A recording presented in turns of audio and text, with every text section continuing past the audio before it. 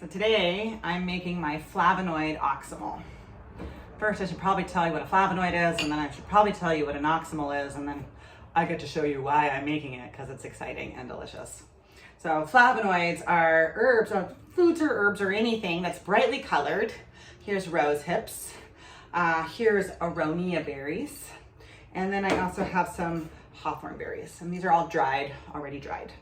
And we often think of like rose hips as just being really high in vitamin C. No, there's so much more. These are antioxidants. They contain a spectrum of other flavonoids that improve connective tissue, that reduce inflammation, that actually prevent cellular oxidation to promote longevity. And this came up today in my class when we were talking about fatigue and anemia. And the problem with anemia is oftentimes iron deficiency anemia, you have to take iron. And iron is pro-oxidant. So anyone who's gonna have to supplement iron, first of all, we don't supplement iron unless it's necessary. But if it's necessary, we always wanna give it with antioxidants to make sure that we're limiting the oxidative damage to the tissues. So we started talking about antioxidants, and flavonoids are some of the most premier antioxidants. So these are things that improve the longevity of cells, all cells, optimize immunity. And I'm actually making this because flavonoids improve respiratory function. They're wonderful for improving the elasticity of a lung tissue. A lung tissue expands and contracts, and what allows that expansion and contraction to happen is elasticity, and flavonoids improve elasticity and they increase oxygenation of the blood. It's pretty damn cool. So there's a million reasons to make flavonoids a part of your life. You can also think of just eat the rainbow of colorful vegetables, but we can always optimize what we get from food with herbs. So here I am. I'm gonna put these herbs together in an oxymel base. An oxymel is really just 50-50 honey. Look, honey. Oh, honey. And apple cider vinegar. And it's a really nice way to extract things that are nutrients out of herbs, because nutrients don't come out very well in alcohol. Plus the apple cider vinegar and honey makes it very palatable. And this alone, just the honey and the vinegar, act as a respiratory tonic. So they're used for coughs, sore throats, can help with asthmatic conditions, wheezing, coughing, that kind of thing. So let's put it all together. I have here equal parts, I've just measured out, it's like roughly, I don't know, a little over half a cup of each. My rose hips, my hawthorn berry, and my aronia berry. If you're not familiar with aronia berry, it's considered one of the most flavonoid dense and most antioxidant rich of all the berries. Like they've measured antioxidant content in berries, aronia's up there. I just take myself a quart-sized jar, and I'm gonna put a little bit of each of my herbs in there, and then I'm gonna layer it with some honey and some vinegar. So I'm putting a little bit of aronia, a little bit of rose hip, and a little bit of hawthorn, and I'm doing it layered because you'll see my honey is very thick. And I want the honey to move through the solution of everything in the jar. So I'm gonna just pour, got a little bit of layer of an herb in there, and then I'm gonna put a little bit of a layer of a honey in there. And you can tell this is not rocket science, I'm just eyeballing.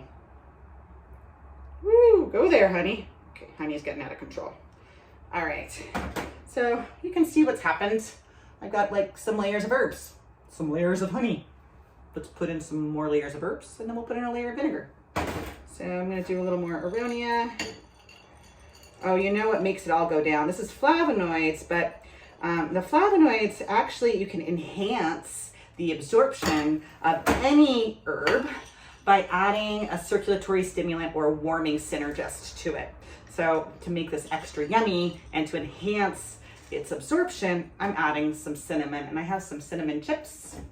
I'm gonna put a little bit of cinnamon chips in there. I don't know, I'm just eyeballing. Like, you can overdo cinnamon. I got a little over half a, what did I say? Yeah, cup and a half, almost 2 cups of herb. And to that, I'm probably adding like 2 tablespoons of cinnamon, because you can easily overdo the cinnamon. Just think of like cooking proportions. It's not rocket science. Like I said, you just a little bit of this, a little bit of that, and it should come out fabulous. And so I've added some more herbs. I'm adding apple cider vinegar. And I'm gonna start mixing now. You can see my jar is about 3/4 full, and I got layers happening and some dry pockets at the bottom. So I'm just gonna start stirring to get those dry pockets moving. Oh, and this is really one of the most delicious recipes. I invented this recipe because we do have a flavonoid deficiency in just the general modern diet. We all know that rose hips have vitamin C, but like I said, it's the full spectrum of flavonoids that make it improve connective tissue. It's helpful for things like if you have easy bruising, improving vascular integrity. All the vessel walls in your cardiovascular system need flavonoids, not just vitamin C, but all those bright colored things to make them more supple and improve vascular integrity. So when you have stronger vessel walls, that means that they can expand and contract better with rises and drops in blood pressure and blood volume, essentially improving cardiovascular health overall. So of 1,000,010 reasons that you could make yourself a flavonoid bomb, the last and probably the most important is the fact that it's delicious. And everyone likes taking their medicine when it tastes good.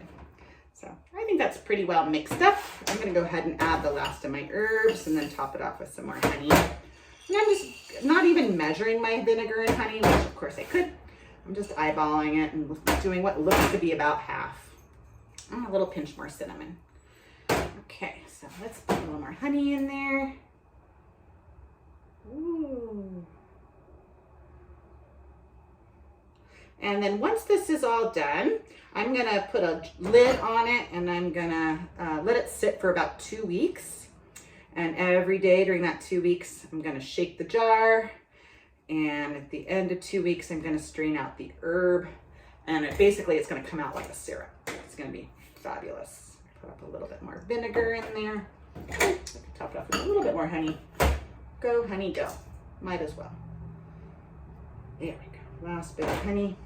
And now because there's vinegar in here, one of the important things I like to be careful of is not to put a metal lid on it, because if the vinegar comes in contact with the metal lid, vinegar is corrosive and it will start to eat away at the metal lid.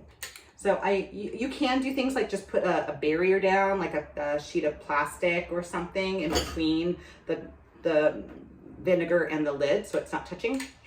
Or you can get yourself some of these fancy plastic lids, which are inert. They're not off-gassing plastic. They're like, I can't remember what kind of that plastic is, but you can buy them and they go with your